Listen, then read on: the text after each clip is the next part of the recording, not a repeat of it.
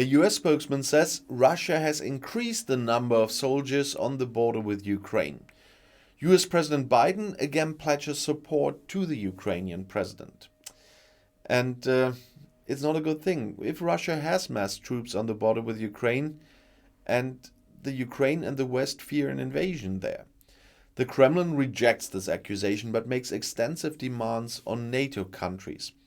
And since last week, there have been meetings between representatives of NATO and Russia, but so far they have brought no result. And in view of the Russian troop buildup near the Ukrainian border, US President Joe Biden has again pledged US support to his colleague in Kiev, Volodymyr Zelensky. The United States is committed to the sovereignty and territorial integrity of Ukraine, Biden said after a White House statement. The US government is also considering additional financial aid for Kiev because of Russian pressure. Biden said that in the conversation with Zelensky on Thursday. Biden said the US and its allies were ready to respond decisively if Russia attacked Ukraine. Biden also emphasized his support for the Normandy format talks. He hopes that this will help ease the situation. Zelensky tweeted that he had spoken to Biden about recent diplomatic efforts to de-escalate the situation, and Ukraine thanks the US for its military aid.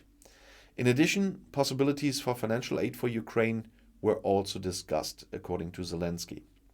The Ukrainian president and the White House initially gave no details about the possible additional financial aid. According to the US government, the strength of Russian troops on the Ukrainian border has continued to increase in the past 24 hours. As for Russian buildups, we're seeing also in the past 24 hours another accumulation of combat troops deployed by the Russians in the western part of their country and in Belarus. Pentagon spokesman John Kirby said that on Thursday. Kirby would not say how many armed forces had recently joined there. The upgrade wasn't dramatic, but it wasn't kind of frozen either. Kirby announced further military aid to Ukraine. The next deliveries should therefore soon arrive on site. We will not detail all of the items included in these shipments, he said, but with a view to the deployment on the Ukrainian border, they want to be careful with this information.